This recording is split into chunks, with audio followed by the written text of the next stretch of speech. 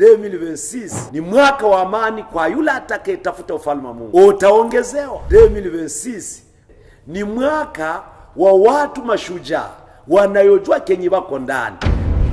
Tunashukuru Mungu sana kwa sababu Mungu wetu ni mwema na ni Mungu wa baraka. Mahali pote mwezapo kuwa, sehemu zote, katika mji wetu wa Goma, katika mahali na mahali, hata katika dunia yote mahali mlipo. Mimi jina langu Pastor Paulo Nkingi.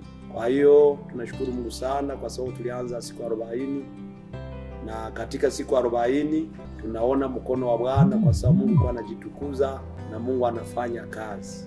Na tulikuwa tunasoma kufahamu misingi ya siri ya ufalme wa Mungu. Na tulianza na andiko liko nasema Mathayo 6:33 na ilikuwa inaongea tafuteni kwanza ufalme wa Mungu, ingine mtazidishiwa. Hilo ndio lilikuwa na somo.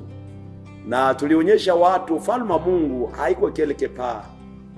Ufalme wa Mungu inaikala ndani ya mtu. Na mtu yoyote anapofahamu kile kitu itakuwa ni vizuri. Ufalme wa Mungu inakaa ndani ya mtu kwa sababu mfalme Mungu ili aingie ndani ya mtu lazima mtu atayarishe sehemu kama ufalme roho yake.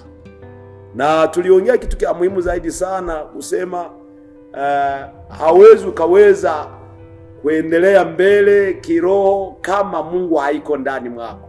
Ili ufaulu nofanyikiwe nofanye vitu vikubwa katika dunia, lazima Mungu awe ndani yako. Watu walio na Mungu ndani yao ni watu wakubwa sana, ni watu wanaofanya vitu vikubwa katika dunia. Pasipo Mungu ndani ya mtu hawezi fanya chochote.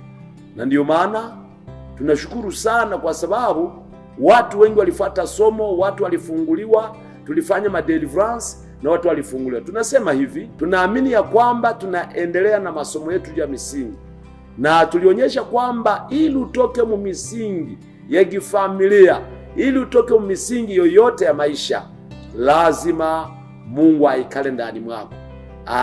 Ninakumbuka Paulo alikuwa anasema, haiko nenjo ninaishi, lakini Mungu anaishi ndani mwangu. Mungu akianza ishi ndani ya mtu anafanya maajabu. Nasoma Mezali 4:23 inasema, linda moyo wako kuliko vyote unavyovilinda. Mungu kama mfalme akiikala ndani mwako, ndani yako kama ufalme, pale njoo kwenye Mungu ataanza kufanya vikubwa.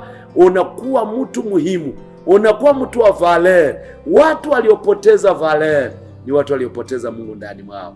Ninaomba kwa watu wote watakayenisikia ya kwamba kuna mambo makubwa Mungu anaenda kuyafanya.